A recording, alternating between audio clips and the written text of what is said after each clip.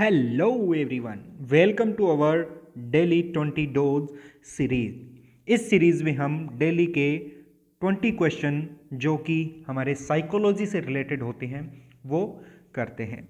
आज है 11th class जो कि है मोटिवेशन यानी अभिप्रेरणा पर आधारित, यानी आज के जो 20 क्वेश्चन होंगे वो पूर्ण रूप से अभिप्रेरणा के बारे में या इसी टॉपिक के इर्द गिर्द घूमेंगे।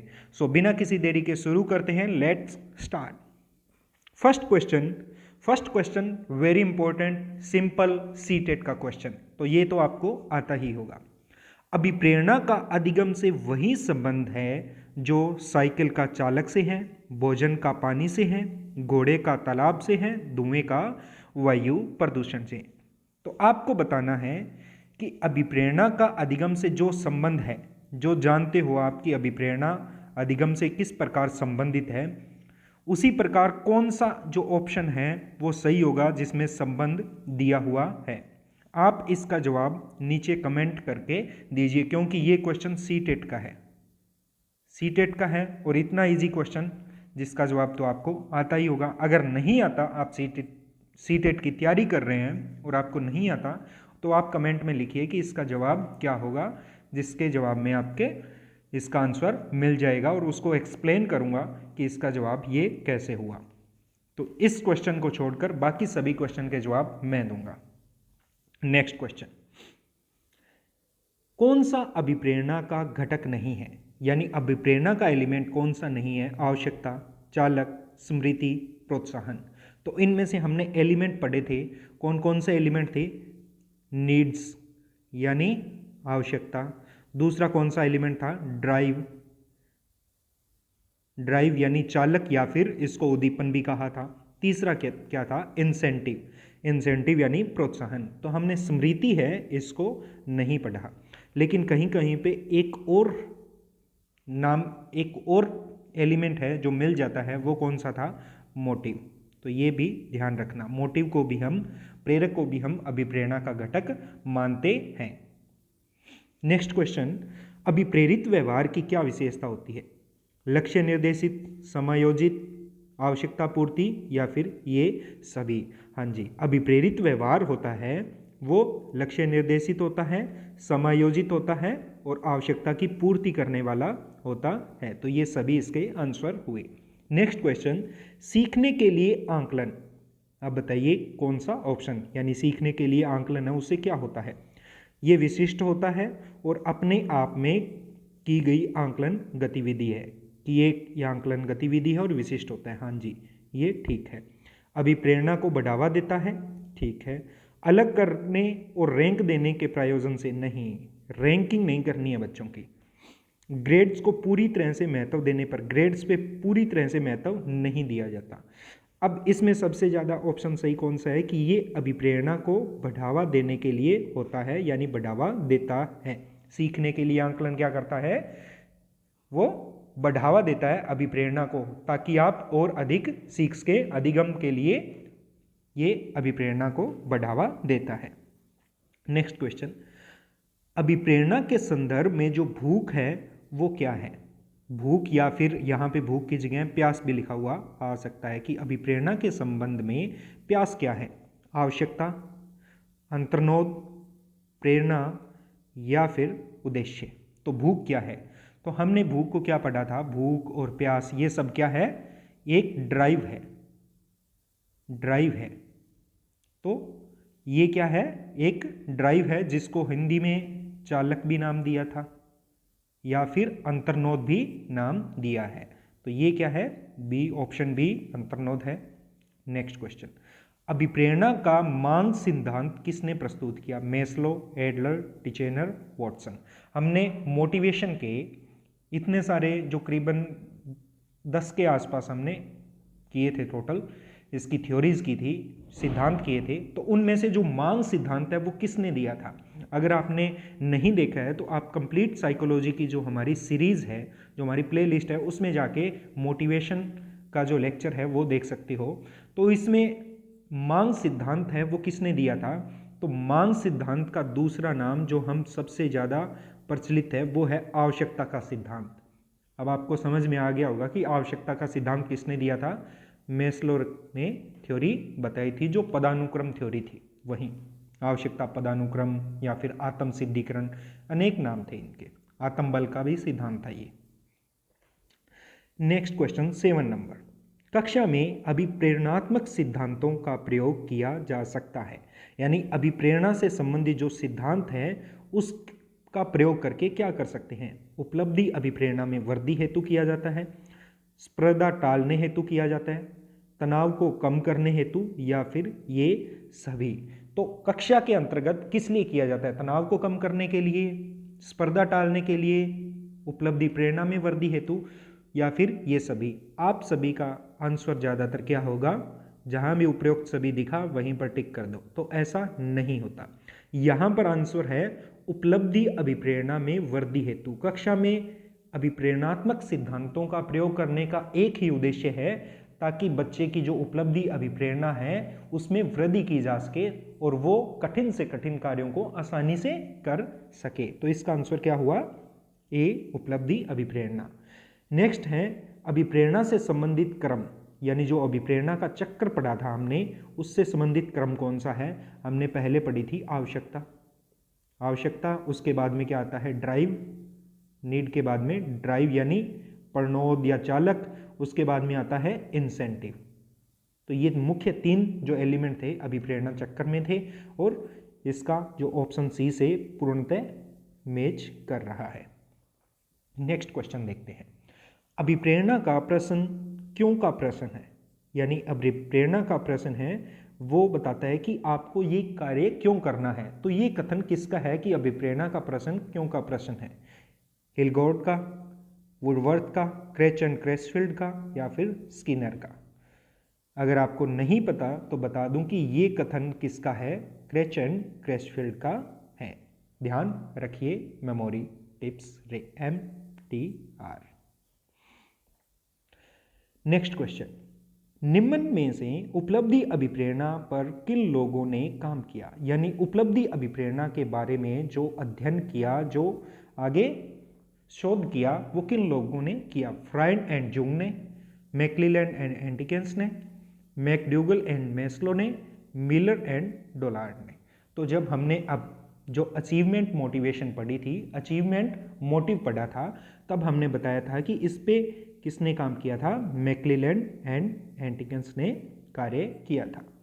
नेक्स्ट क्वेश्चन, जब अधिगम करने वाले में सम्य ही अधिगम कार्य पर अधिकार प्राप्त करते हुए तनाव उत्पन्न होता है, तो ये स्थिति क्या है, बाह्य अभिप्रेरणा, मध्य अभिप्रेरणा, आंतरिक अभिप्रेरणा, या इनमें से कोई नहीं। जब ध्यान दीजिए कि जब अधिगम करने वाला सम्य अधिगम कार्य पर अधिकार प्राप्त करते हुए तनाव उत्पन्न करता है, यानी सेल्फ स्टडी कर रहा है, वो सेल्फ स्टडी कर रहा है और उसे तनाव है कि मुझे इतना ज़्यादा करना ही है, उस पर कोई और प्रेशर नहीं डाल रहा, खुद प्रेशर डाल रहा है कि मुझे इतना करना ही है, कोई एग्जाम का दबाव नहीं है। तो ये किस प्रकार की स्थिति है, ये है आंतरिक प्रेरणा, कोई बाह्य नहीं है, कोई मध्य नहीं है। नेक्स्ट है अंतर्नोद उत्पन्न होता है, यानी ड्राइव है वो किससे उत्पन्न होती है। तो ड्राइव किससे, जो अभी हमने चक्कर देखा था उसमें किससे उत्पन्न हुई थी, आवश्यकता से। जो अभिप्रेरणा चक्कर देखा है उसमें हमने ये डिटेल से देखा था। नेक्स्ट क्वेश्चन, उपलब्धि अभिप्रेरक यानी अचीवमेंट मोटिव के संबंध में निम्नलिखित में से कौन सा कथन सही नहीं है। उपलब्धि अभिप्रेरक कौन सा कथन सही है, हाँ जो सही यानी नहीं है, कौन सा कथन सही है। उपलब्धि अभिप्रेरक जीवित रहने के लिए आवश्यक है, ठीक है। यदि व्यक्तिगत क्षमताओं की संतुष्टि महत्वपूर्ण है तो उपलब्धि प्रेरक को विकास प्रेरक कहा जाता है। यानी जो व्यक्तिगत क्षमता है इसकी संतुष्टि महत्वपूर्ण है तो उपलब्धि अभिप्रेरक को क्या कहा जा सकता है, डेवलपमेंट मोटिव भी कहा जा सकता है, डेवलपिंग मोटिव।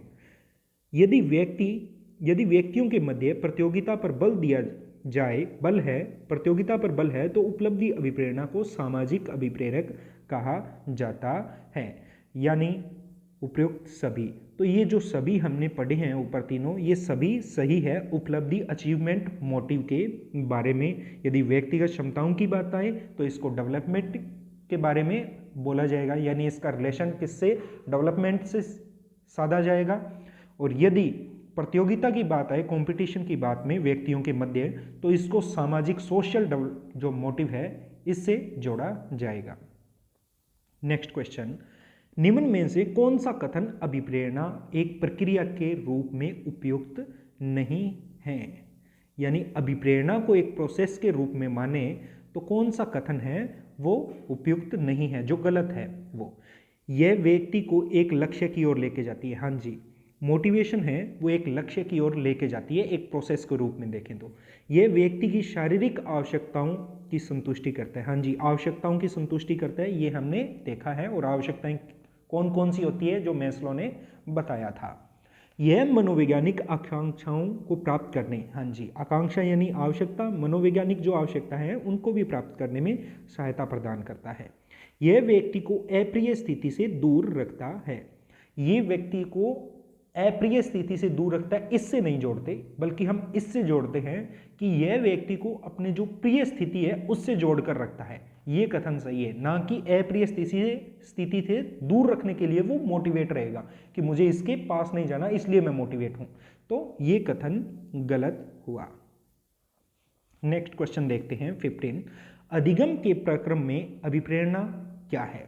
सीखने वालों की स्मृति को तेज बनाता है, पुराने अधिगम से नए अधिगम को विभेदित करता है, एक दिशीय रूप में सोचने में सीखने वालों को प्रस्तुत करता है, नए सीखने वालों में अधिगम के लिए रुचि का सृजन करता है। हाँ जी, जो नए कुछ नया पढ़ रहे हो तो मोटिवेशन क्या करेगा, उसमें रुचि जागृत करेगा। तो ये सही है मोटिवेशन के बारे में।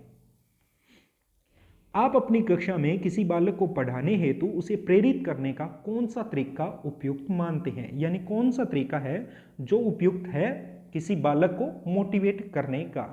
ध्यान दीजिए, काफी अच्छा क्वेश्चन है। बालकों के आत्मसम्मान को सुरक्षित करना, तो मोटिवेट करने के लिए आत्मसम्मान के बारे में हम बात नहीं कर रहे, किसी चीज के बारे में मोटिवेट कर रहे हैं। यहाँ प्रशंसा, दूसरे बालकों के सामने प्रशंसा करने से क्या होगा, बालक खुद को हीन भावना से भी देखने लग जाता है। उसे सकारात्मक प्रलोभन देना, हाँ जी, सकारात्मक प्रलोभन हो सकता है, यानी ये सही है।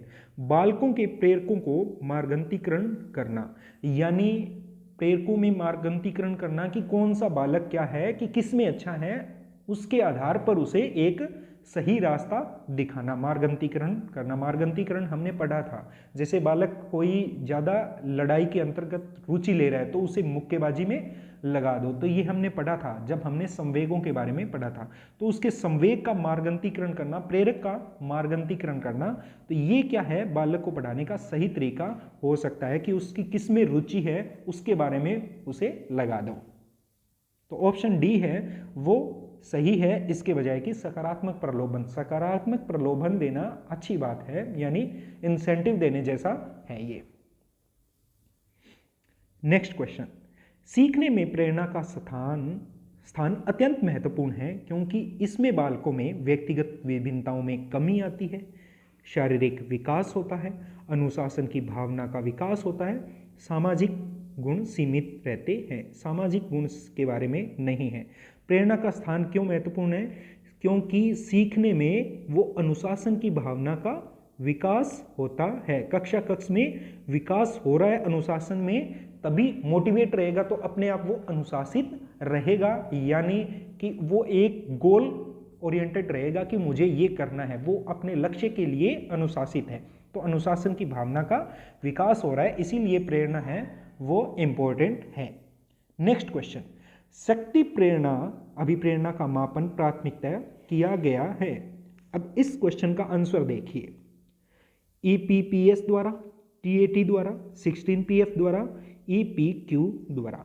अब आपने देखा, आप सोच रहे होंगे कि ये क्वेश्चन तो, ये जो टेस्ट हैं वो तो हमने पर्सनैलिटी में देखा था, लेकिन यहाँ पे ये कैसे आ गया, यानी कौन सा सही होगा कि पर्सनैलिटी वाले ऑप्शन दिए गए हैं और हमसे मोटिवेशन का क्वेश्चन पूछा जा रहा है। तो ध्यान दीजिए, जब हमने TAT देखा था तो TAT में हमने देखा था कि TAT किसका मापन करता है, वो 5 प्रकार में से एक आवश्यकता का भी मापन कर रहा है। आवश्यकता, किसका? आवश्यकता का मापन भी कर रहा है। तो ये आवश्यकता का मापन है, और आवश्यकता किसके अंतर्गत आती है? अभिप्रेरणा के अंतर्गत। तो टीएटी टेस्ट है वो क्या है? शक्ति अभिप्रेरणा का भी मापन कर सकता है। तो ये ध्यान रखना, इसे बोलते हैं लेवल वाला क्वेश्चन अगर आपको नहीं आता तो, यानी दो टॉपिक्स को मर्ज करके एक क्वेश्चन बनाया गया है, पर्सनैलिटी और मोटिवेशन। नेक्स्ट क्वेश्चन, अभिप्रेरणा अधिगम का सर्वोत्कृष्ट मार्ग है, ये किसने कहा था? यानी अभिप्रेरणा है वो क्या है? अधिगम के लिए सबसे अच्छा मार्ग है, ये कथन किसका है? Skinner, Watson, Thorndike, Adler. तो ये कथन किसने बताया था? स्किनर का ये कथन है। नेक्स्ट क्वेश्चन, प्रेरणा का स्रोत निम्नलिखित में से कौन सा नहीं है? जो नहीं है वो बताना है। आदत, प्रेरक, चालक, उद्दीपन। प्रेरक क्या है? इसको बोलते हैं मोटिव। चालक और उद्दीपन इसको अंग्रेजी में है, यहां पर ड्राइव नाम दिया गया है। यानी मोटिव, ड्राइव ये क्या है? मोटिवेशन के एलिमेंट है, लेकिन आदत को हम नहीं पढ़ते तो ये इसका स्रोत नहीं है। प्रेरणा का स्रोत नहीं है आदत। तो ये थे आज के 20 क्वेश्चन। आई होप आपको समझ में आए होंगे। अगर आपका किसी भी क्वेश्चन में डाउट हो तो आप उसका क्वेश्चन नंबर लिखिए और उसमें आपको क्या डाउट है वो बताइए। आपको इसका जवाब जरूर मिलेगा 1 घंटे के अंदर अंदर। इस प्रकार की जो वीडियो है, लेक्चर वीडियो या फिर क्वेश्चन की वीडियोस, या आने वाले टाइम में आपको थ्योरीज मिलेगी, जो साइकोलॉजिकल थ्योरीज है, मनोवैज्ञानिक सिद्धांत है इनके ऊपर, और मनोवैज्ञानिक का अलग से, मनोवैज्ञानिकों का अलग से एक प्लेलिस्ट तैयार होगी। तो इस प्रकार की वीडियो देखने के लिए आप हमारे चैनल के साथ जुड़ सकते हैं। इसके लिए सब्सक्राइब करें और अपने दोस्तों के साथ में शेयर करें, क्योंकि शेयर करने का कुछ नहीं लगता, पर किसी का भला जरूर हो सकता है। मिलते हैं नेक्स्ट वीडियो में, तब तक के लिए स्टे ट्यून।